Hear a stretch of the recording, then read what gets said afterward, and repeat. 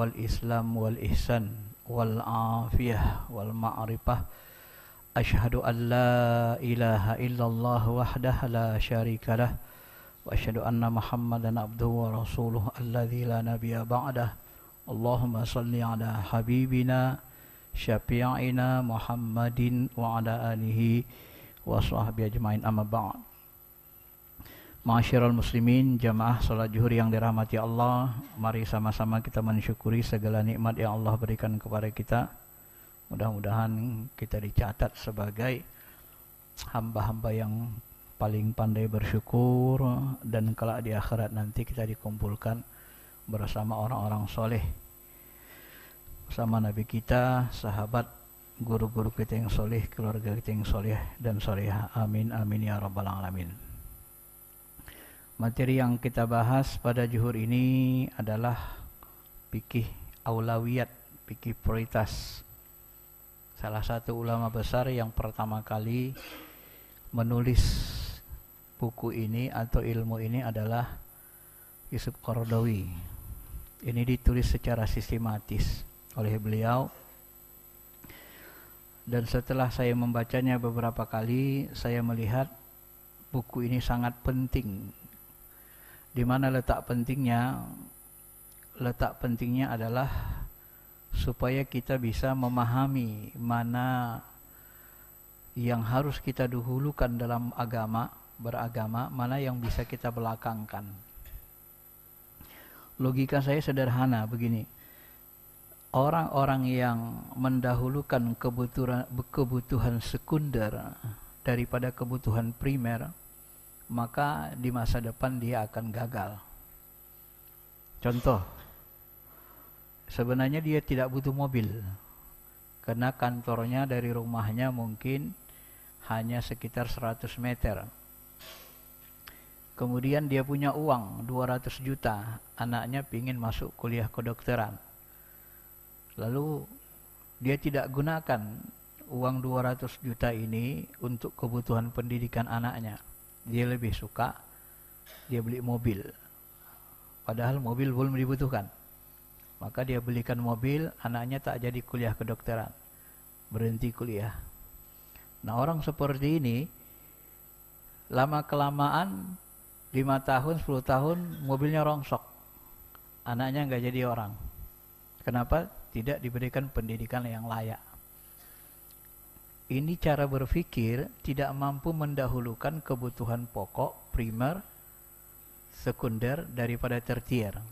Maka dalam kehidupan ini pun kita begitu. Kalau ada orang tua mendahulukan kebutuhan tertier, suka berhias, lebih suka dia membeli bedaknya kalau sang ibu gitu kan. Kalau kita lebih suka kita beli aksesoris mobil daripada menyekolahkan, kuliahkan anak kita, maka nanti di ujungnya kita akan gagal. Begitu juga sebenarnya dalam beragama ini. Ya, kalau umat Islam ini mendahulukan yang remeh-temeh gitu ya, yang tetek bengek remeh-temeh dalam agama ini, meninggalkan yang penting-penting, yang utama, yang pokok-pokok, maka umat Islam akan mengalami kegagalan, kemunduran. Itu sama. Nah, disinilah pentingnya kita mengetahui mana amalan pokok, amalan-amalan yang sangat penting yang menjadi perhatian Islam, yang harus kita utamakan dari amalan-amalan yang sesungguhnya dia bisa sekunder, bisa tertier. Ma'asyiral muslimin, jamaah yang dirahmati Allah Subhanahu wa taala. Maka fikih aulawiyat ini disebut aulawiyat dari kata awwala.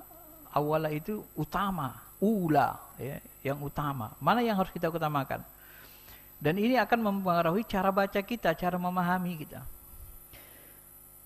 Awal kemajuan atau kemunduran umat Islam itu berawal dari cara umat Islam itu memahami agama itu sendiri.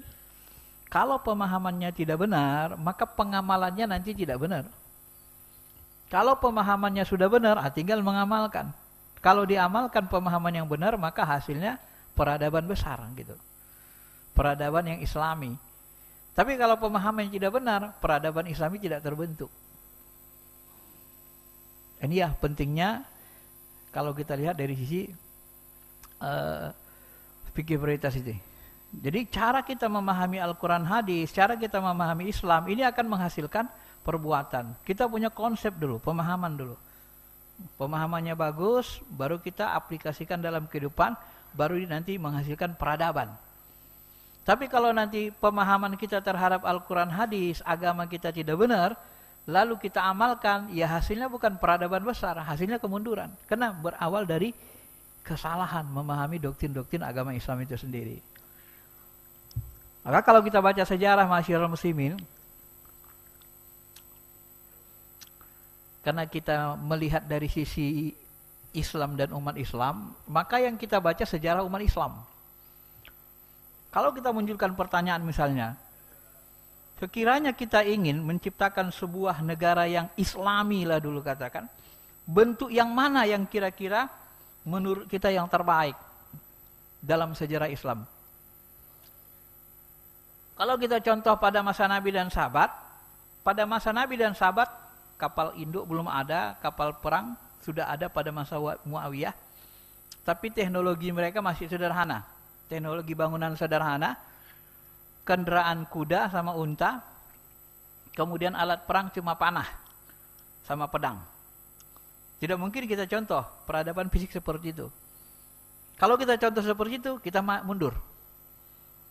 Maka ketika ada ayat misalnya wa'idul lahum mastata'tum min quwwah wa min ribatil khair turhibuna aduwakum wa aduwallah. Siapkanlah kekuatan yang kamu miliki dan kuda-kuda yang ditambat. Lalu sahabat bertanya ke Nabi, "Ya Rasul, apa yang dimaksud kekuatan di sini?"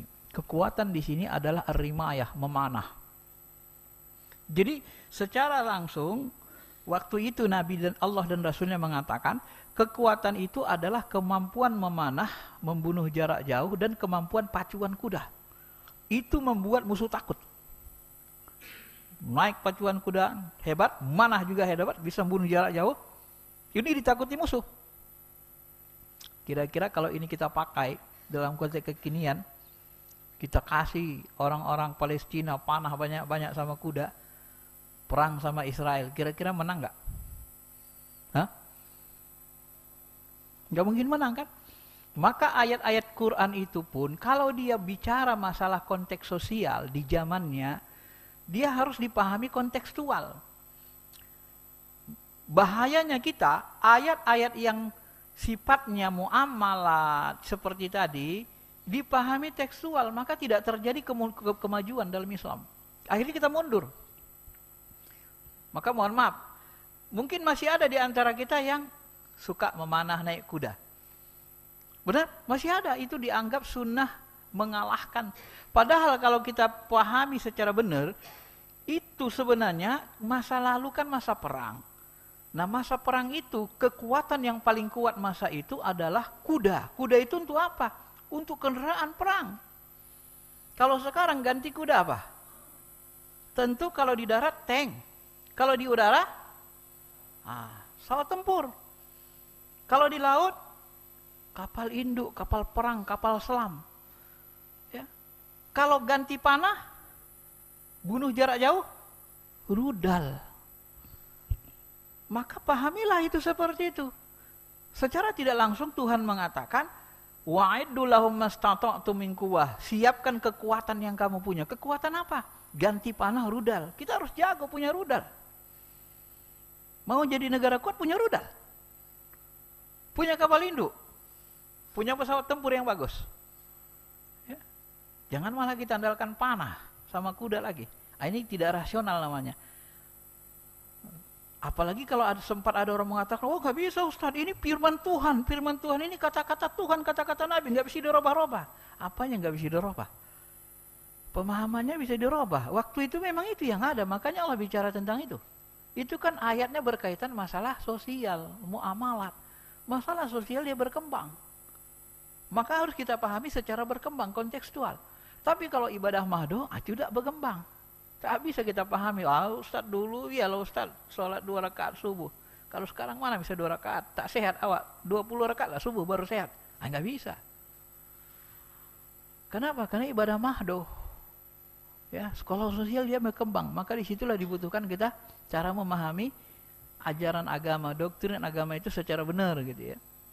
Maka kalau kita lihat masa Nabi, sahabat begini modelnya. Masa tabi'in begini modelnya. Kita ketemu setelah habis masa Khulafaur Rasyidin, masuk masa dinasti Umayyah. Di dinasti Umayyah ini ada satu pemimpin yang menjadi contoh, namanya Umar bin Abdul Aziz. Di masa ini masjid banyak, di masa ini seluruh negara itu cenderung makmur. Jadi kalau petugas itu ngambil zakat, membagi zakat, rata-rata masyarakatnya nggak ada yang menerima zakat. Susah nyari orang yang menerima zakat. Kenapa? Semua merasa berpunya. Kalau kita sekarang kira-kira kalau dikasih zakat beras gimana? Hah? Kalau masyarakat kita dikasih zakat beras gimana? Rebutan kan? Bisa-bisa nggak cukup lagi. Masa Umar bin Abdul Aziz itu tidak terjadi. Malah orang malas menerima zakat. Kenapa? Mereka paham zakat itu adalah hak fakir miskin. Dan saya tidak berhak.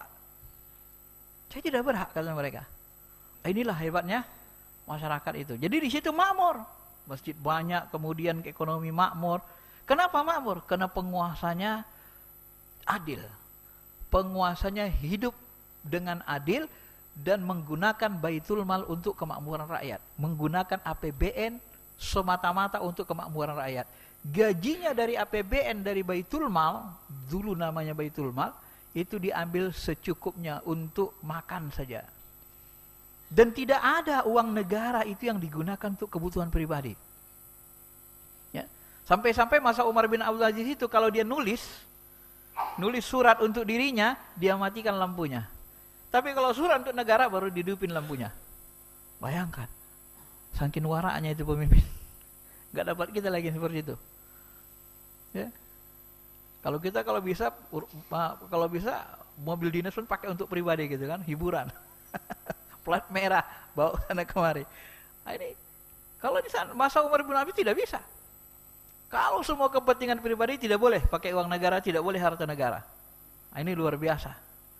Makanya sebagian ulama memasukkan Umar bin Abdul Aziz ini sebagai khalifah kelima, Khulafaur Rasyidin.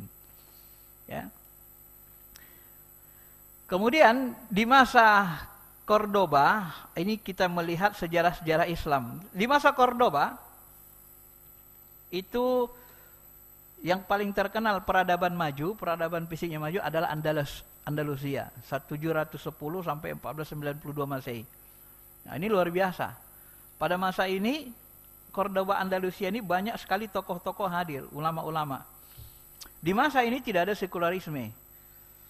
Ulama itu di samping dia mengerti agama, dia ahli sastra seperti Ibnu Hajam, Ibnu Abi Rabihi, ada ahli astronomi, dia mengerti agama bisa jadi imam sholat, tapi juga ahli astronomi.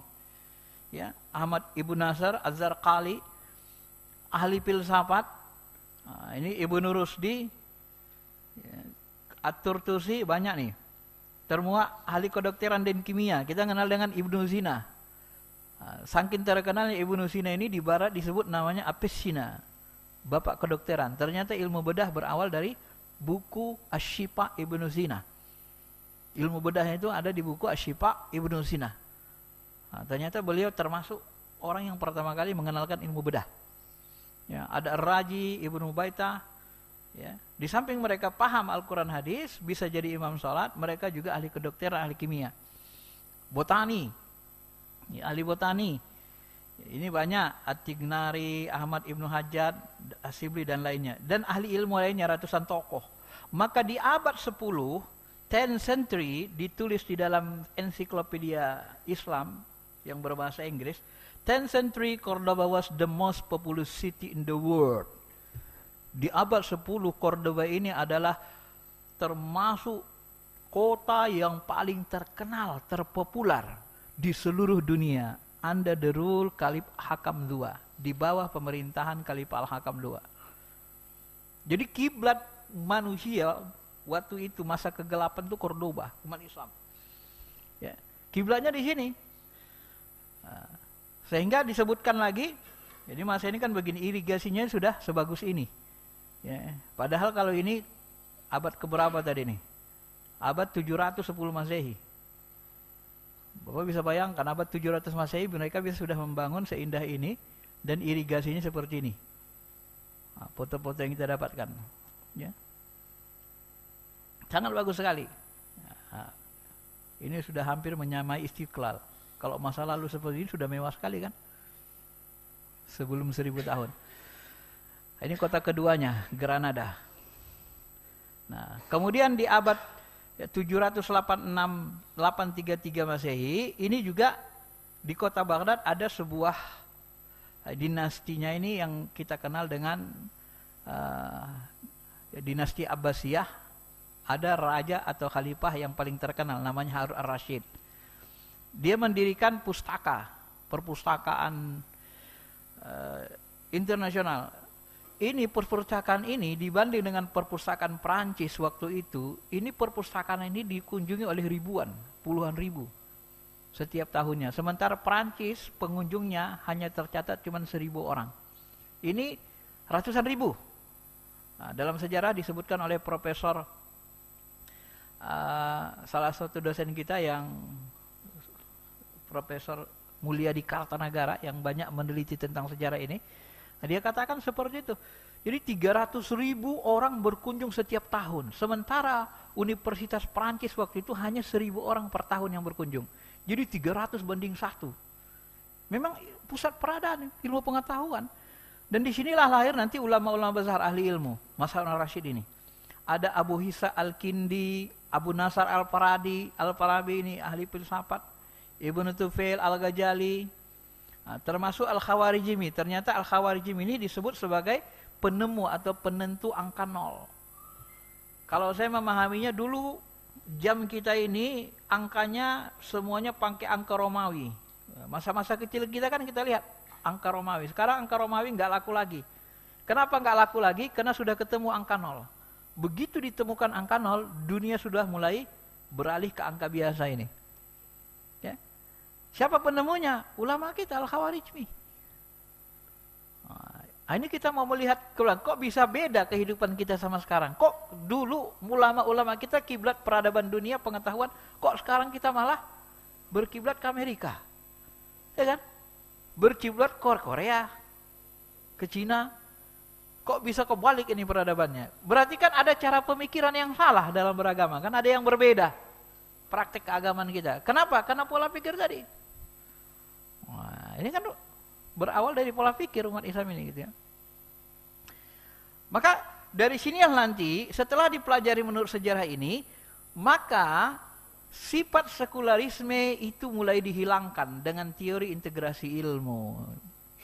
Maka kalau bahasa saya, seluruh UIN di Indonesia itu tidak lagi dalam bentuk IAIN. Semuanya berubah jadi university. Kenapa dirubah jadi university? Dalam rangka menciptakan peradaban Cordoba, integrasi ilmu. Tidak ada sekuler. Kalau kita sekuler, kita mundur. Kalau lihat sejarah ya. Nah, makanya Kemal Atatürk masa itu sekuler di Turki, Turki Utsmani itu hancur. Dan sekarang Turki cenderung seperti gaya hidupnya Eropa. Ya kan? Itu melemahkan kita sendiri. Jadi ternyata di masa lalu itu kemajuan umat Islam itu ketika terjadi integrasi ilmu. Ilmu agama dengan ilmu umum itu dipadu, bukan dipertentangkan. Begitu dia dipertentangkan, maka kita menjadi lemah. Itu cara berpikir mereka. Ya, maka Al-Ghazali sendiri yang hidup di masa ini, apa dia bilang? Ilmu kedokteran itu wajib dikuasai umat Islam. Ilmu saintifik wajib, itu di bab ilmu Ihya Ulumuddin dia sebut. Wajib, kalau tidak ada umat Islam yang ahli kedokteran, ahli teknologi, maka semua kita berdosa. Kenapa? Karena umat Islam tidak boleh bergantung kepada umat lain.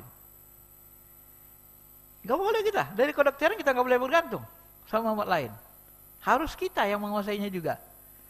Jadi ulama di masa ini bukan hanya yang paham fikih syariat, paham ilmu kalam, ilmu tauhid, enggak. Di masa itu ulama, di samping dia bisa baca Quran ngerti, ya, bisa jadi imam, dia juga punya keilmuan lain, punya ilmu umum. Bisa kedokteran, bisa optik. Ya, ada yang menguasai ilmu optik. Ya. Ternyata ilmu optik itu ditulis seorang ulama besar dalam kitab Al-Manazir. Oh, tebal sekali kan? Sampai berapa jilid? 19 jilid apa? Itu Al-Manazir, ilmu optik. Dan itu dikembangkan sampai sekarang. Ma'asyiral muslimin, Bapak Ibu yang dirahmati Allah. Dan keruntuhan umat Islam ini pada saat mereka, keruntuhnya apa? Ketika mereka hubud dunia. Dalam arti mereka karena sudah maju, bermewah megah, lupa diri, berkelahi, akhirnya masuk hulagukan. Dan mereka dihancurkan. Nah, diambil kesempatan untuk menghancurkan. Dan buku-bukunya ini dikabarkan itu dibuang ke Laut Merah, dan Laut Merah itu penuh dengan tinta, membiru dia akhirnya.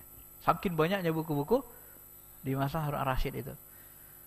Dan sebahagian diambil oleh orang barat lalu dikembangkan. Ya.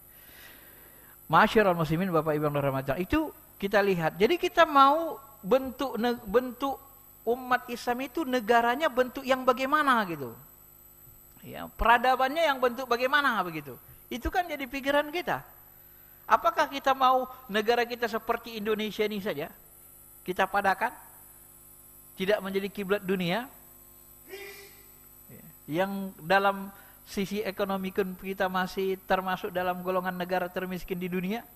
Dari sisi kebersihan juga kita masih masuk negara yang tingkat korupsinya tinggi. Ya.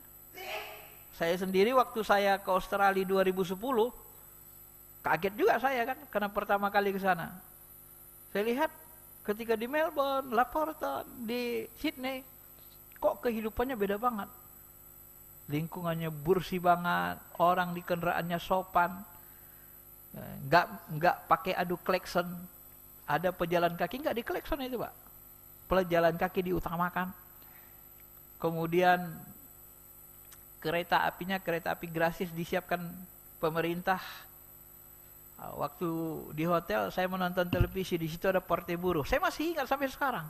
Dia ngomong itu, we stand the free train. Kita akan mempertahankan program mereka, kita akan mempertahankan kereta api gratis ini supaya orang bekerja itu naik kereta api.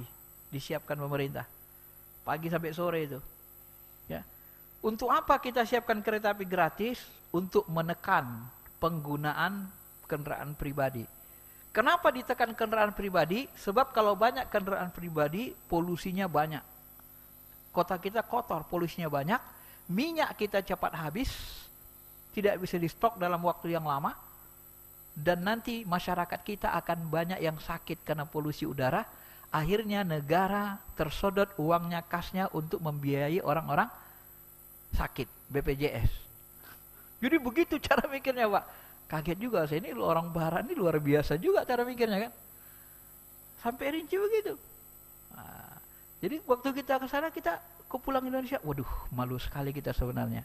Melihat tata kelola negaranya rapi. Ya.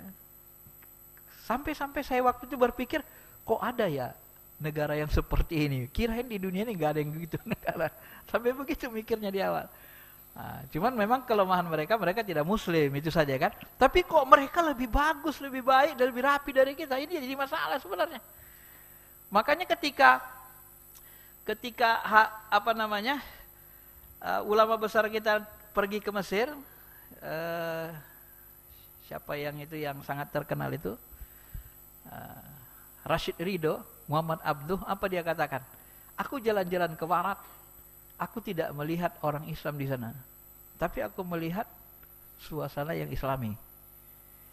Ketika aku jalan ke timur, aku melihat banyak orang Islam, tapi aku melihat banyak yang tak Islami. Artinya apa? Nilai-nilai Islam itu diamalkan orang-orang di luar Islam. Apa nilai-nilai Islam itu? Kebersihan, kerapian, tata krama di jalan, ya, tata krama. Mereka, kalau bahasa saya, kita pejalan kaki itu diutamakan. Lebih terhormat pejalan kaki daripada naik motor mobil. Kenapa? Karena pejalan kaki ini dianggap orang yang tidak menyebabkan kerusakan lingkungan, tidak menyebabkan polusi. Jadi pejalan kaki dihormati. Lebih dihormati daripada orang yang naik mobil. Kalau kita kan enggak. Di mana-mana kota di Indonesia ini pejalan kaki itu dianggap lebih hina dari naik mobil sama motor. Kalau bisa diklekson-klekson dia kan, biar langsung diusir di jalan. Nah, sampai begitu kan. Makanya kita kaget, oh kok begini? Ternyata ada kebalikan cara berpikir itu. Kok bisa begitu? Kok bisa begitu? Nah, itulah yang membuat kita ya sedikit terbuka lah jadinya ya. Sehingga kita merasa Allahu Akbar. Maka sebahagian yang dikatakan ulama itu menjadi benar adanya. Oh mungkin yang ini yang mereka maksudkan itu.